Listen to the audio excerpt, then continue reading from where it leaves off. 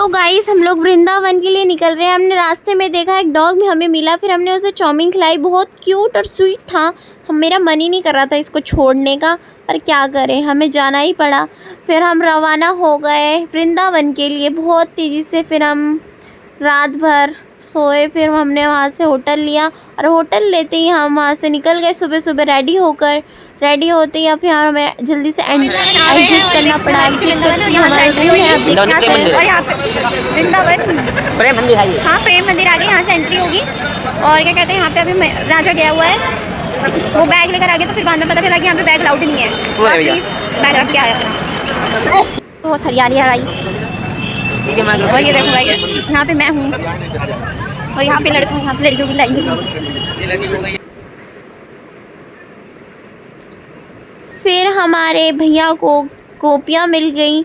उन्होंने बोला कि हमारी कुछ पिक्चरें क्लिक कर दे। तो हमारे भैया गोपियों के साथ रासलीला खेलने गए हैं वृंदावन में। तो आप देख सकते हैं। तो यहाँ पे आंटियाँ बहुत सारे ग्रुप में नृत्य कर रही थी आज। वैसे तो वृंदावन से बाहर निकलते ही मुझे चूड़ी का ढेर दिखता है। मैं यहाँ से चूड़ी लेने की कोशिश करती हूँ, पर मुझे कुछ चूड़ी खास नहीं लगती। फिर मैं सोचती हूँ दूसरी दुकान में अच्छी मिल जाएगी। फिर मैं दूसरी दुकान में जाती हूँ, वहाँ पे भी मैं चूड़ी ढूंढने लग जाती हूँ, पर मुझे चूड़ी नहीं मिलती। फिर मैं बहुत कोशिश के बाद सोचती हूँ कि नहीं, रहने दो, मैं बाद में ले लूँगी। बाद में लेते लेते फिर मैंने आज तक चूड़ी ही नहीं पहनी। और फिर हमने वृंदावन को राधे राधे करके यहाँ से निकल जाते हैं 4 धाम के लिए।